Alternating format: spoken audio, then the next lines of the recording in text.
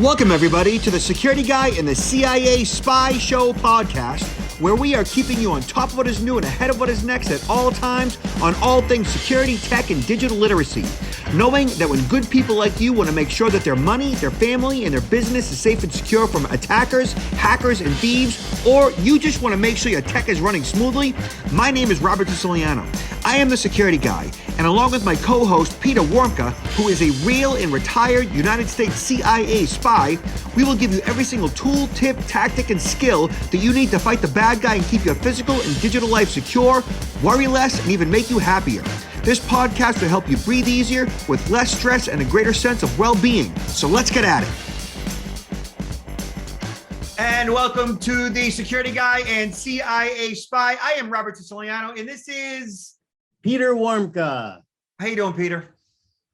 Actually, I have to be optimistic. I mean, not too bad. Things are not easy, but we've gone through a blessed holiday season, and we're still here, charging into 2022, where we will see where it takes us.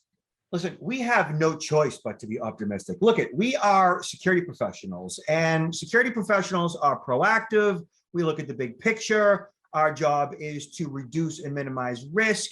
And if we were, say, pessimistic in such a way where all we did was sow fear, uncertainty, and doubt, nobody would want to listen to us ever. So our job essentially is to be optimistic, to say that, listen, there are all these things that can go wrong, right? But if you do these basic things, you have nothing to worry about. So it's not a matter of worrying about these things. It's about doing something about it. So we have to be optimistic by nature, right? Well, I agree with you 100%. And I think that our work is more important now than pre-COVID, in the sense of we're dealing with a community out there, individuals and people, employees of organizations who are becoming more and more vulnerable because of what has been happening over the last several years, actually. We're going 2 years of this. So some people are, pessimistic. Some people are really down. Some people are depressed. Some people are not on, their highest alert. So I think they are more vulnerable to things that can happen by individuals or groups that might want to target them. Yeah. So, and we are here to keep them and you sharp. All right. So let's discuss this. So this is interesting, right? This is from Los Angeles magazine, right? It's that big old gun there. LA arms race of the affluent. So in Beverly Hills, I'm going to read a little bit to you, okay, Peter? In Beverly Hills, the purchase of a firearm comes with certain expectations. The city's only gun store, Beverly Hills Guns, is a concierge service, appointment only, for the largely affluent clientele and businesses booming. It goes on to say that since opening in July 2020, the store has seen upscale residents from Santa Monica to Hollywood Hills increasingly in a panic following several high-profile smash and grab and violent home invasion robberies. The apparent siege has brought in a daily stream of anxious business owners and prominent actors, real estate moguls, and film execs, says owner Russell Stewart. Most are arming themselves for the first time. He goes on to say that this morning I sold 6 shotguns in about an hour. So the reason why we're talking about this is because I think that 2021 was the second highest year of gun sales ever. I think 2020 was the second highest, the first highest. That being said, lots and lots of people buying guns. And there's a lot of fear out there, as this article states, and a lot of those smash and grab robberies that we've seen in retail environments. I think there was one that happened in Minneapolis, a bunch in LA and San Francisco, are really scary to me. When you have, say, 20, 30 armed, generally men, some women, hooded, with hammers and guns and baseball bats, and they're assaulting people, and they're breaking glass and stealing jewelry and stealing clothing and stealing electronics. That's a violent mob. And, if you are in a retail environment, and that comes to greet you, that's really scary. If they do it in your home, right, in the form of a home invasion, that often ends up deadly, because it's usually a violent crime. And in this case, there have been some people killed in the Los Angeles area which has many people who have never had a firearm in their life buying guns. Peter, what are your thoughts here? This is really scary because, as you know, Robert, I've spent a number of years overseas in some pretty dicey areas when it comes to organized criminal activity. I mean, I lived extensively for extended period of time in Mexico City, which is a high crime rate. And then more recently, I lived in Sao Paulo and visited Rio de Janeiro quite a few times too, and incredibly violent. And when I start seeing these things here, this is like, you know, it's like a baby being, I mean, I hope not, but a baby being born, because a lot of these groups, these criminal groups have been evolving in these countries for a period of time, and they are very organized. You know, it's not like, you know, we maybe got used to before, one individual or two people that might try to hold something up. No, we are talking about big gangs, organized games, 10, 15, 20, 25 people. They're very organized, and they're not using crowbars and hammers. They're using assault rifles, and they are, you know, when they attack, it's over. There's nothing you can do. Even the police can't do anything. And it gets more and more violent to the point of if you offer any resistance, you are dead. And what concerns me, we're not there, of course, here yet in the United States, but what we've seen here over the last few months, it really does concern me, because until there's something that is going to act as a true deterrent to this type of activity, whether it has to be, you know, changes of laws, because, you know, in California, there's been some changes in laws where it makes it very difficult to prosecute anybody for these things. And a lot of times the police, you know, are sort of limited in what they can do. And unless this changes, it can actually escalate. As if the economy does go into a further recession, you're going to see more and more criminal activity. It's just, you know, it's concerning. There's no easy solution to this other than stepping up law enforcement, of course, investing in law enforcement, investing in police, investing in educating police on how to deal with this, investing in retail environments and hardening those retail environments in such a way where it may affect their profit, but they pass those expenses, those security expenses on to the consumer, which, you know, if it saves lives, fine. If it means additional security guards, if it means additional electronic measures to alert law enforcement, if it means, say, bulletproof glass in some situations, it might mean that the retail environment in high-end shops, such as jewelry, might be less consumer friendly, but more secure, maybe less profitable, but more secure. So more security generally means more inconvenience. More security is often less attractive, and more security does also save lives, but it can also be more expensive too. So one thing that was mentioned in this article, and I wanted to highlight, you know, civilians purchasing, you know, handguns or shotguns for, I got nothing against that, for self-defense, especially protecting your home. But I think we need to highlight here something that is just purchasing something and becoming a little bit familiar with it.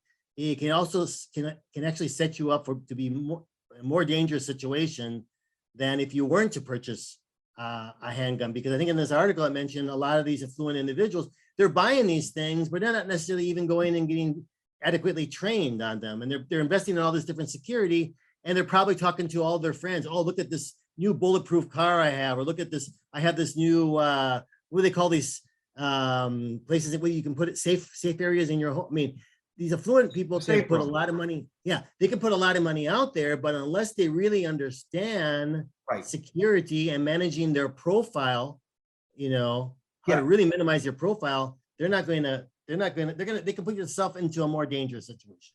Agreed. So, you know, your brain really is your best defense weapon, and putting systems in place to reduce risk is paramount. Just buying and having a gun does not make you safe. Like you said, it can put you more at risk. It does say that at the Beverly Hills gun shop, Stewart instructs his clients on the law and encourages them to visit shooting ranges so they better understand their weapons. Customers also ask for help in securing concealed carry permits from the county sheriff's department. And he goes on to say that the simplest security option for many will always be a $350 shotgun, as available to the average citizen as they are to the very rich. So what he's talking about actually is this. This is This right here is a 20 gauge pump shotgun. And this right here has a folding stock on it and a pistol grip. Now, a firearm like that, you can be had for $300 to $350, more or less, depending on the nature of the firearm. Mossberg and Remington both provide a relatively inexpensive pump shotgun that'll hold it'll hold 5 rounds in the cylinder and 1 in the chamber, 5 in the tube and 1 in the chamber. That's nice to have around in a safe. You use a shot, which is a 3-aught or a 4-aught shot, which basically has between, I think, and I could be wrong here, somewhere between 8 and 12 pellets, which are like small marbles, which has a spread of about 2 to 3 feet at about 25 feet to 15 to 25 feet in the distance. That being said, that is an effective firearm that a 13-year-old girl who's, say, 5 feet tall, 115 pounds, shouldn't have a very difficult time utilizing. Same thing with, a small male, female, and so forth. But like I said, your brain really is your best defense weapon. And the more you train with a firearm, using it under adrenal stress in the actual training, the better equipped you are. And make sure that that firearm is in a proper safe so it does not fall into the wrong hands should a child who's too young and grabs that, and or somebody under the influence of alcohol or or in some type of duress that they shouldn't have a firearm in their possession, and or it gets stolen. Right. So it needs to be locked up. Yeah. Okay. All right. So moving on. Apple AirTags, absolutely awful, say stalking victims. And this is via Security Boulevard. So we talked about the Apple AirTags not too long ago. They're small, round devices, about the size of a $50, and they are equipped with a Bluetooth connectivity. And they're designed to be crowdsourced devices that you put in a kid's backpack, you would put it on your dog's collar.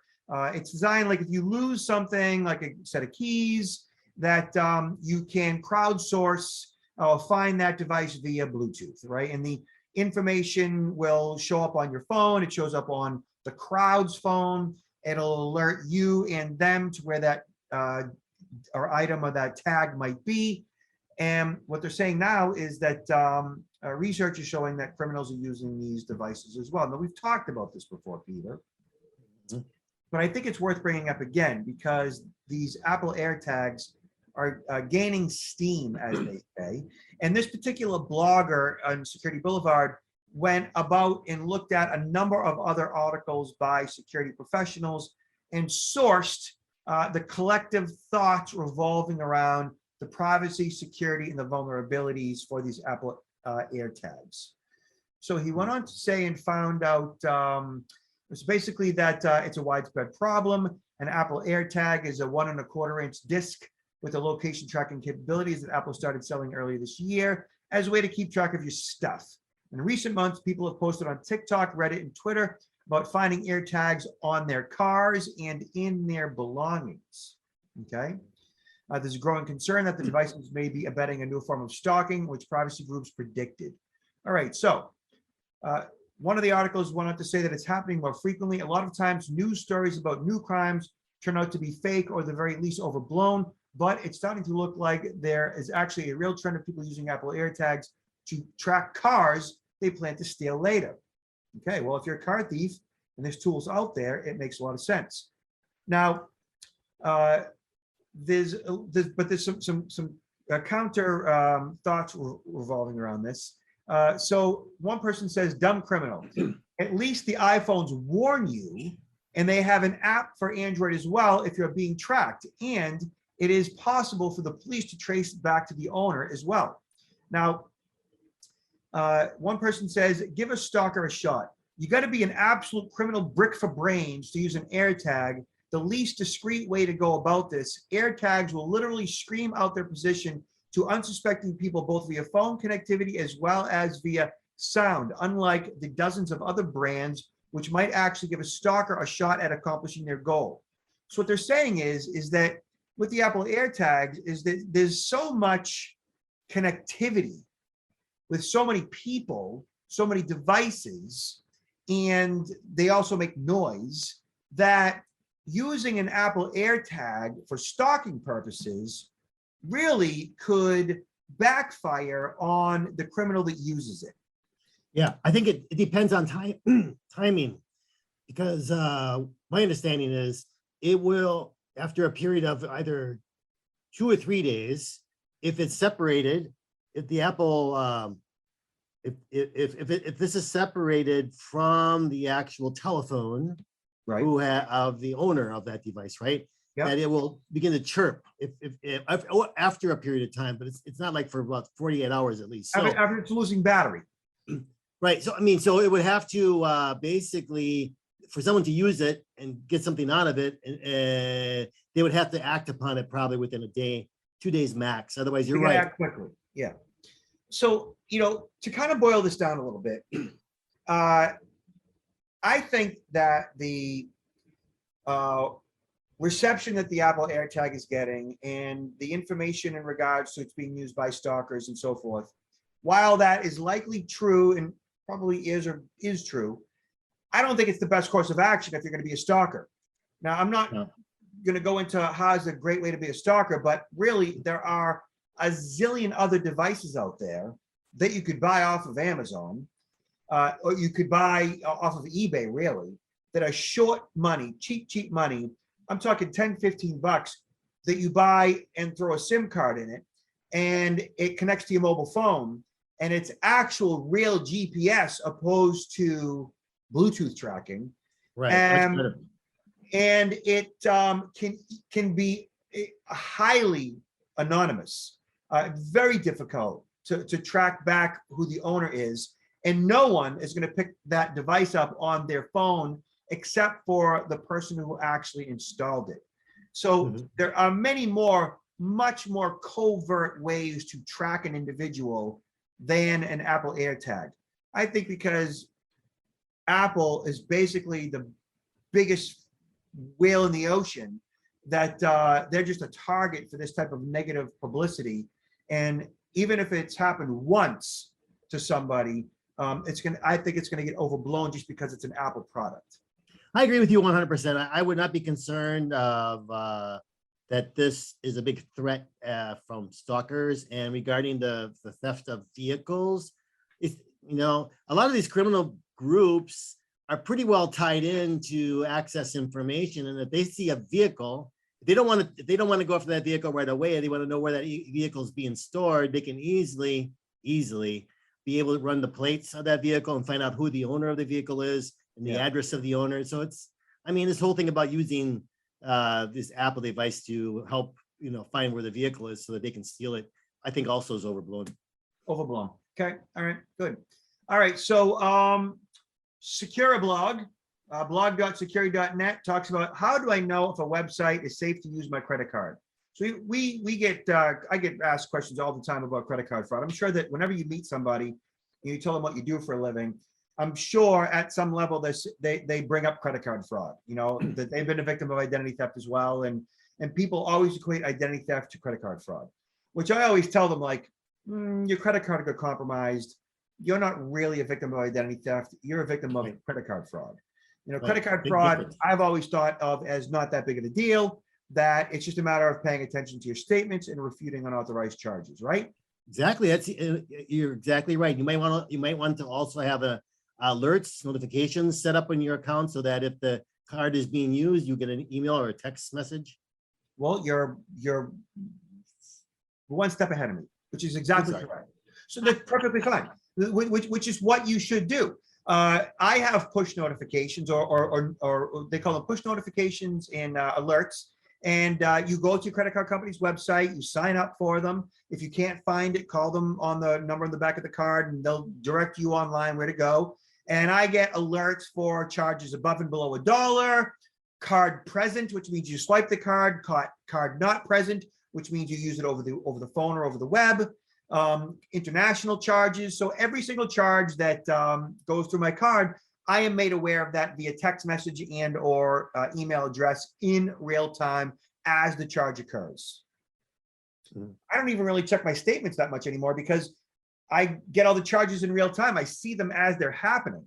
So at the end of the month, I've already seen every single charge because I've been inundated all month long with all of this information that comes to me as the charge occurs. And I look at every charge as they occur. My question, Robert, does that also apply to, sometimes you can set up these accounts like, let's say, for example, your cable or reoccurring charges to your account for services. Do you get alerts for those too? For electronic fund transfers. Yeah. So if you have charges set up for your bank or credit card company to alert you with each and every charge as they occur, then yes, you will see that. Okay. As the charge goes through the credit card company server, as it's being processed, as it's being batched, you should be made aware of that. I know I am, So that's just a matter of going into your various settings for your various accounts and setting all that up, notifications and alerts. All right. Now this article, which is interesting, and I thought I'd bring it up because it's a little techie, and it might be over the heads of many of our audience, but that's fine. I mean, some of you will perfectly understand this. What I wanted to put in perspective was a couple things. So e-commerce websites can be boiled down into two main categories. E-commerce websites managed by dedicated companies and independent websites managed by the site administrators themselves. So the former category includes larger, well-known platforms like Amazon, Shopify, Etsy, eBay, even Best Buy for that matter, big companies, right? The latter includes any and all websites where the store has set up their own e-commerce website, usually on shared or VPS hosting, and many of you may not know what that is. It's the latter category of independent websites where we see the overwhelming majority of credit card theft occurring. So for example, like a small mom and pop website where they have their own shopping cart.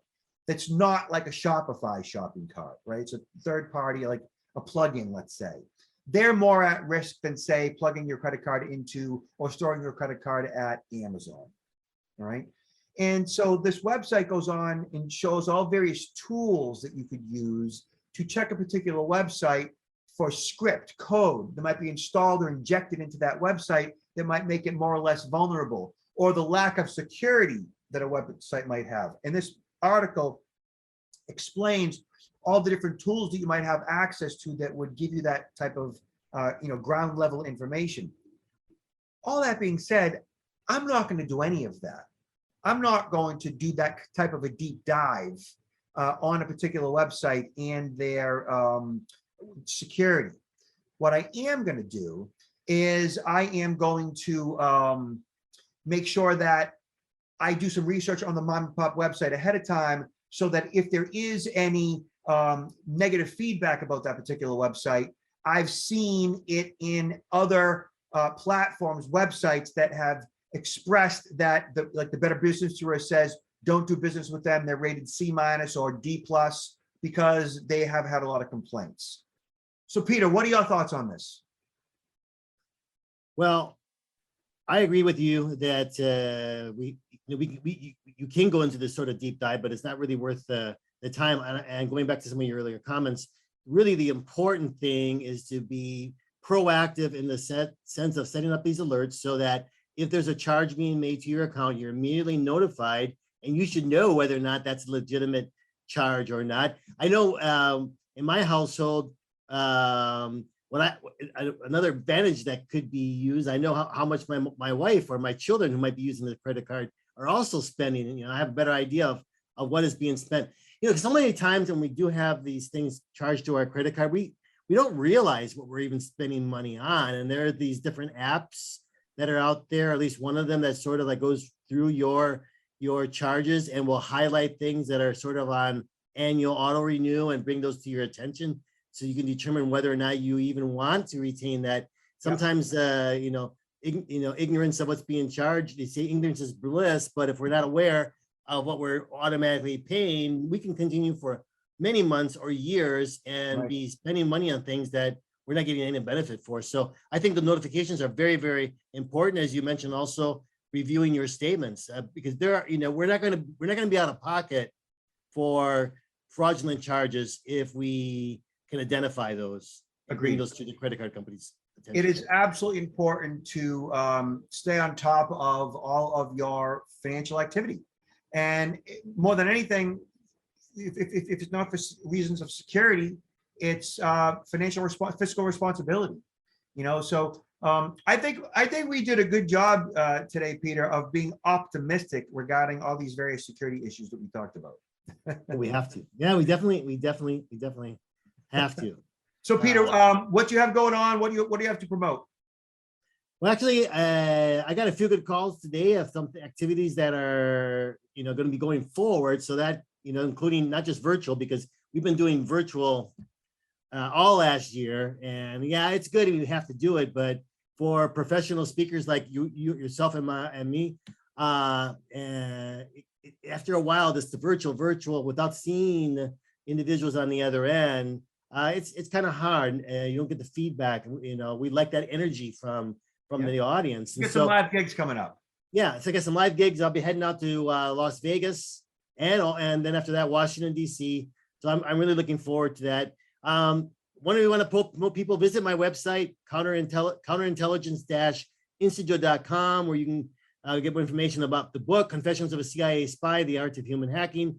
There's also a online course that has been there for a little while, but I really want to promote more because it goes into great detail about a lot of the things that I talk about. It's maybe a 3.5 on-demand, self-paced course with a certificate attached to it, and also a lot of other services that we offer to corporations. So please, I encourage you to visit my site. How about you, Robert? You can see us as usual at protectnowllc.com, our e-learning, our 6-hour e-learning for the CSI protection, cyber social identity, and personal protection. Certification designation is now fully live.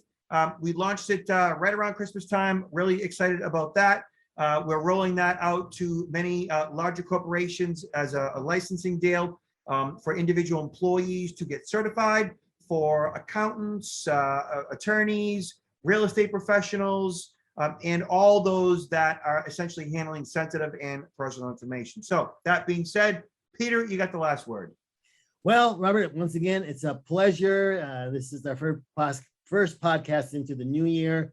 May 2022 be a lot better year than some of us, might be concerned about, because I think it's going to be a difficult year to get started in. But I think once we get rolling, I think we'll do very, very well. And the important thing is stay safe out there and care about other individuals. Look out for other people, because sometimes we don't have that patience anymore than we used to have. We sort of lost our ability to communicate, but really, really, make that effort. Yeah, be nice to people. Yeah, be nice. Thank you, Peter. I'll talk to you soon. Take care. Bye-bye. Bye now.